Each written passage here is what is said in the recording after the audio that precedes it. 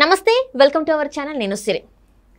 YCP ప్రభుత్వంది పరువు పోవద్దని చెప్పేసి జగన్ గారు సజ్జల సూచనల్ని పాటిస్తున్నట్టు తెలుస్తుంది. మాక్ పోలింగ్కి ఎమ్మెల్యేలు అంటే చాలామంది హాజరు కాలేదు. 156 మందిలో కనీసం 70 మంది కూడా హాజరు కాలేదు. అయితే ఈ పరిస్థితిని వివరించడానికి మనతో పాటు ఉన్నారు ప్రముఖ సీనియర్ జర్నలిస్ట్ దుర్గా కుమార్ గారు. నమస్కారం సార్. నమస్కారం మస్తిరి, మన వీక్షకులు కూడా నమస్కారం సార్. ఇప్పుడు చూస్తున్నట్టయితే మాక్ పోలింగ్ అంటే ఏంటంటే మనకు మీకు తెలిసిందే.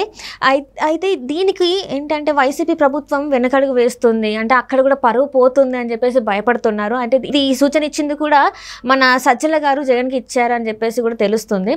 సో చాలామంది ఎమ్మెల్యేలు దీనికి అటెండ్ అవ్వలేదు. సో అసలు ఎందుకు సార్ ఇక్కడ వీళ్ళు ఓటమిని ఒప్పుకుంటున్నారని అనుకోవాలా మనం? అంటే సిరిగా రాజ్యసభ ఓటింగ్ అనేది ప్రిఫరెన్షియల్ ఓటింగ్ అంటారు. అంటే first priority, second priority, third priority, ఇట్లా ఎమ్మెల్సీ ఎలక్షన్స్ కూడా దాదాపు ఇలాగే జరుగుతాయి. ఇవి ఎమ్మెల్యేలు ఎన్నుకునే రాజ్యసభ సభ్యులు ఒక ముగ్గురు పోటీకి చేస్తున్నారు. అంటే ఒక్కొక్కరికి 44 ఓట్లు రావాలి. వస్తే కనుక ఆయన గెలిచినట్టే. వీళ్ళకి కంఫర్టబుల్ మెజారిటీ ఉంది. 151 మంది సభ్యులు ఉన్నారు వాళ్ళకి. ఇంకా కాకుండా కూడా ఇంకో 4-5 ఇతర పార్టీలను జూరి 156 రాక ఉన్నారు. అయితే ఆ 5 ఓట్లు వేస్తే చెల్లుతుందా లేదా, అవతల పార్టీ కనుక విప్పు చేసిందనుకోండి, వాళ్ళు అంతకు మించి దాటి ఓటేయడానికి అవకాశం ఉండదు. కాకపోతే ఇక టర్మ్ వచ్చేసింది కాబట్టి ఎవరు కూడా పెద్ద లెక్క చేసే అవసరం లేదు. ఇప్పుడు ఏంటంటే వీళ్ళు ఒకసారి చాలామంది ఒకసారి ఎమ్మెల్సీస్ కూడా ఈ రాజ్యసభ మెంబర్స్ ఎలక్షన్ ఓటింగుల్లో కొన్నిసార్లు తెలిసి తప్పులు చేశారు, కొందరు తెలియక కూడా తప్పులు చేసిన వాళ్ళు ఉన్నారు. అంటే డబ్బులు తీసుకుని స్మార్ట్గా అవతలాడికి ఓటేసేసిన వాళ్ళు ఉన్నారు. డబ్బులు కూడా పాపం పుచ్చుకోకుండానే తెలియక తప్పు చేసిన వాళ్ళు ఉన్నారు. అందరూ కూడా బాగా విద్యావంతులు అని అనుకోవటానికి లేదు. ఒక్కోసారి విద్యావంతులు కూడా తప్పులు చేసిన సందర్భాల్లో జరిగినాయి గతంలో. కాబట్టి ఏం చేస్తారంటే ఎవరైనా కూడా మాక్ ఓటింగ్ అంటే ఒక నమూనా ఓటింగ్ చేయించుకుంటారు. ప్రతి 44 మంది ఎవరికైతే చెప్తారో నువ్వు ఫలానా అభ్యర్థికి ఎక్స్కి ఒక 44, వైకి 44 మంది వేయాలి, జెడ్కి 44 మంది వేయాలి. ఇంకా కూడా కొంచెం 2-3 ఓట్లు ఎక్కువ కేటాయిస్తారు ఇప్పుడు. ఎందుకంటే ఏమన్నా కొన్ని ఇన్వాలిడ్ అవుతాయి ఓట్స్ వీళ్ళు వేసే సందర్భంలో. అందుకని మార్జినల్ క్వశ్చన్ పెట్టుకుంటారు. అట్లా పెట్టుకుని మాక్ ఓటింగ్ పెడితే గతంలో జగన్మోహన్ రెడ్డి గారి పరిస్థితి ప్రకారం అయితే ఎమ్మెల్యేస్ ఎప్పుడు రమ్మన్నా భలే క్రమశిక్షణగా వచ్చి మనం చూసేవాళ్ళం కదా. ఆయన ఇంట్లో ప్యాలెస్లో కానీ బయట మీటింగులు పెట్టినప్పుడు చాలా క్రమశిక్షణతో కూర్చునే వాళ్ళు అందరూ, ఎక్కడ కూడా కదలకుండా. అది ఎన్టీ రామారావు గారి టైంలోనే చూసాం, జగన్మోహన్ రెడ్డి గారి టైంలోనే చూస్తున్నాం. అంత క్రమశిక్షణ. మరి ఎందుకు సార్ ఇప్పుడు అదే అన్నా. ఇప్పుడు చివరి నిమిషంలోకి వచ్చేటప్పటికి ఏం జరిగిందంటే చాలా మందికి పార్టీ టికెట్లు రాకపోయేటప్పటికి, ఇప్పుడు నేను నిన్ను అభిమానించినంత చెప్పు, నువ్వు నన్ను సార్ అని బాగానే మాట్లాడతావు. సపోజ్ నేను ఏది ఫేవర్ చేయను, రేపు నుంచి నువ్వు నాకు ఆఫీస్కి రావద్దన్నా అనుకోండి, అప్పుడు ట్రీట్మెంట్ తేడాగా ఉంటుంది. కోపం వస్తుంది. బొంగు నీ ఆఫీస్ ఎంత, నువ్వెంత అని కూడా మాట్లాడతారు ఎవరైనా. ఇంకోసారి చూసుకుంటా అంటారు. అట్లాగే ఇప్పుడు ఏంటంటే వైఎస్ఆర్సీపీ పార్టీలోనే ఒక అంతగా ఒక సంక్షోభం ఏర్పడింది. చాలామంది వ్యతిరేకంగా ఉన్నారు.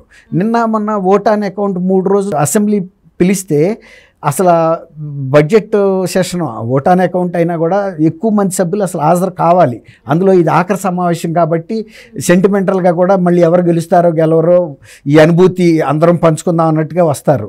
కానీ మినిమం కోరం అంటారు, అంటే మినిమం సభ్యులు లేకపోతే అసలు శాసనసభను జరపకూడదు. 151 మంది వీళ్ళ సభ్యులు, అధికారపక్ష సభ్యులు, అసలు 15 మంది కూడా లేని పరిస్థితి వచ్చింది.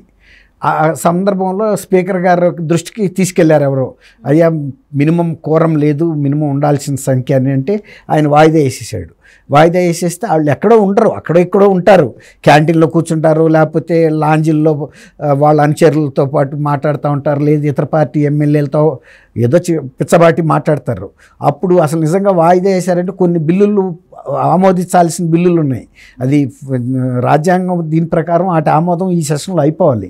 అట్లాంటి బిల్లులు కూడా ఆమోదించే అంత శ్రద్ధ కూడా వాళ్ళకి లేదు. ఎందుకంటే జగన్మోహన్ రెడ్డి గారు కూడా అన్యమస్కంగా ఉండి అసెంబ్లీలోకి వచ్చి మనం కూర్చోలేదని చెబుతున్నారు. శాసనసభ ప్రాంగణంలోకి వచ్చినా ఆయనకు ఒక దాంట్లో కార్యాలయం ఉంటుంది, ఒక చిన్నపాటి క్యాంప్ ఆఫీస్ లాగా. ఆయన ఆ రూమ్లోనే కూర్చుని ఎవరో ముఖ్యులతో డిస్కస్ చేస్తున్నారంట. కానీ వీళ్ళు ఎవరు కూడా ఇంట్రెస్ట్ చూపించలా. ఆయన కూడా ఇంట్రెస్ట్ ఎందుకు చూపించలేదంటే అసెంబ్లీలో వీళ్ళ ఫేసెస్ చూడాలంటేనే ఆయనకి కూడా ఇబ్బందికరమైన పరిస్థితిగా ఉంది. ఎక్కువ మంది రావటం లేదు, వచ్చినా సీట్ ఇవ్వటం లేదు అని చెప్పేశాడు కదా. చెప్పేసేటప్పటికి ఎట్టయినా కొంచెం ఇబ్బందికరమైన పరిస్థితి ఉంటుంది కదా. ఆ రకంగా ఆయన కూడా రావటానికి ఇష్టపడక, వీళ్ళు ఆయన ముఖం చూడటానికి ఇష్టపడక కొన్ని ఇట్లాంటి సంఘటనలు జరిగినాయి అని చెప్తున్నారు. అట్లాంటి సంఘటన ఇంకోటి ఏంటంటే అసెంబ్లీ ఆఖరి రోజు గ్రూప్ ఫోటో దిగుతారు ముఖ్యమంత్రితో, వాళ్ళ శాసనసభ్యులు, మంత్రులు అందరూ, స్పీకరు. కానీ ఆ గ్రూప్ ఫోటోకి శాసనసభ కార్యాలయం వాళ్ళు, సెక్రటేరియట్ వాళ్ళు ఆ ఏర్పాట్లు చేసినా కూడా కుర్చీలు అయితే తెప్పించి అసలు 70 మందికి మించి కూడా రావట్లేదంట రెగ్యులర్గా కూడా. ఎప్పుడైనా చాలామంది అసలు ఇంట్రెస్ట్ చూపించలేదు. ఆ 70 మందిలో 35 మంది కూడా రాలేదు, 15 మంది కూడా కోరం లేక వాయిదా పడిందంటేనే అసలు ఆ అసెంబ్లీ నిర్వహణ పట్ల అధికార పక్షానికి ఎంత శ్రద్ధ ఉంది. సభ్యులకి లేదు, మంత్రులకి లేదు. విప్పు, చీఫ్ విప్ ఉంటాడు, కొందరు విప్పులు కూడా ఉంటారు. వీళ్ళ దృష్టి ఎప్పుడు కూడా నంబర్స్ చూసుకుంటూ ఉంటారు. శాసనసభలో మినిమం ఉందా లేదా, లేకపోతే వాయిదా పడుతుంది, మన తీర్మానాలు ఆమోదం పొందవని. అప్పటికప్పుడు వాళ్ళు మళ్ళీ అందరినీ పిలిపించుకుని ఫోన్లు చేసి, లేకపోతే క్యాంటీన్కి పంపించి అటెండర్లని అట్లా చేయాల్సిన పరిస్థితి వచ్చింది. అంటే ఎందుకు సార్ ఇప్పుడు అదే నేను చెప్తుంది. ఇప్పుడు ఎందుకు అట్లాంటి పరిస్థితి వస్తుందంటే, ఇప్పుడు చివరిలో అసెంబ్లీ దిగిపోతున్న టైంలో ముఖ్యమంత్రి గురించి కానీ ఇంకొకళ్ళ గురించి కానీ వాళ్ళు కేర్ చేయాల్సిన అవసరం, మంత్రుల గురించి కానీ వాళ్ళ రాజకీయ జీవితమే వాళ్ళ సెషన్తో ముగిసిపోతుంది. ఇక మళ్ళీ రేపు వాళ్ళ ఎమ్మెల్యే కారు, ఇక ఆ తర్వాత 5 ఏళ్ల తర్వాత రైతు ఎవరో రాజు ఎవరో, అప్పుడు ఏ పార్టీలు అధికారంలో ఉంటాయో, వీళ్ళు ఏ పార్టీలోకి వెళ్తారో, వెళ్తే గెలిచే అవకాశం ఉంటుందా ఉండదా, అసలు జీవితం వాళ్ళ ఎవరిది శాశ్వతమా? ఇప్పుడు మర్నాడు వాళ్ళ వెళ్ళి రాత్రి పడుకుంటున్నాం, తెల్లారు లేస్తామా లేదని ఎవరు చెప్పగలరు? అట్లాంటి పరిస్థితి. ఇప్పుడు ఎవరో ఎందుకు రాజశేఖర రెడ్డి గారు బ్రహ్మాండమైన రెండోసారి మెజార్టీతో గెలిచి పట్టుమని 2 నెలల తిరగకముందే దురదృష్టవశాత్తు హెలికాప్టర్ ప్రమాదంలో చనిపోయారు అకస్మాత్తుగా. అట్లా అంత ఉంటే మళ్ళీ ఆయన మళ్ళీ ముఖ్యమంత్రి అయ్యేవాడు, మళ్ళీ కూడా ముఖ్యమంత్రి అయ్యేవాడు. అసలు ఆంధ్రప్రదేశ్ భవిష్యత్తే వేరేగా ఉండేది, ఇంకొక లెవెల్లో ఉండేది. అట్లా మరి దుస్సంఘటనలు జరుగుతూ ఉంటాయి, దుర్ఘటనలు అట్లాగే. కాబట్టి ఎవరు ఇవాళ పూర్వకాలంలాగా మనం ఒక 70-80 ఏళ్ళు బతుకుతామని ఎవరు కూడా అనుకోవట్లా.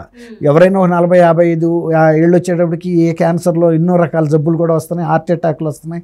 మరి ఈ కరోనా తర్వాత పరిస్థితి ఎవరి జీవితం ఏంటో చెప్పలేకపోతున్నా కదమ్మా. మీరు అన్నట్టు ఎక్సర్సైజ్ చేస్తూ ఆ పట్టుమని పడిపోవడం కింద పిట్ట పిల్లల్లాగా. అవును, మన మినిస్టర్ గారే ఎంతో ఆరోగ్యమైన ఆయన, మేడపాటి గౌతమ్ ఎంత హెల్దీ మినిస్టర్.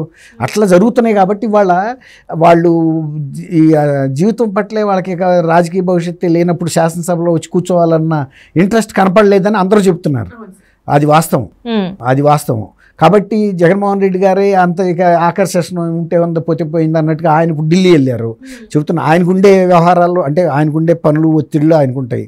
రెండోది ఇంకా పూర్తి లిస్ట్ కూడా బయటకు రాలేదు. ఎన్ని ఎక్సర్సైజ్ చేయాలి, ప్రతి లిస్టు విడుదల చేసినప్పుడల్లా ఏదో ఒక గొడవ. ఇళ్ళకొచ్చి ఎమ్మెల్యేలు సజ్జల రామకృష్ణారెడ్డి గారిని సీఎంఓ ఆఫీస్లోనే బెదిరిస్తడం, ఇవన్నీ కూడా మనం చూసాము. సహజం. పార్టీ టికెట్లు రానప్పుడు అతను ఎవరు పోలీస్ ఆఫీసర్గా చేసిన ఆయన అనంతపూర్ ఎంపీ గోరంట్ల మాధవ్, తర్వాత బయటకు వచ్చి కూడా ప్రకటనలు చేశాడు ఆయన. చేస్తారు, ఎవరైనా చేస్తారు. ఇది ఆ పార్టీ అని కాదు, రేపు ఏ పార్టీలో అయినా టికెట్లు రాని వాళ్ళ పరిస్థితి ఒక రకంగా ఉంటుంది. వచ్చిన వాళ్ళు మంచివాడు అంటారు అధినాయకుడిని, రానాడు లుచ్చా అంటాడు, అవినీతి చేశారంటారు. అప్పుడు తీసుకొస్తారు ఈ చిట్టాలన్నీ బయట. Right sir, right. Thank you so much. Thank you అమ్మా. సిరిమాన వీక్షకులు కూడా నమస్కారం.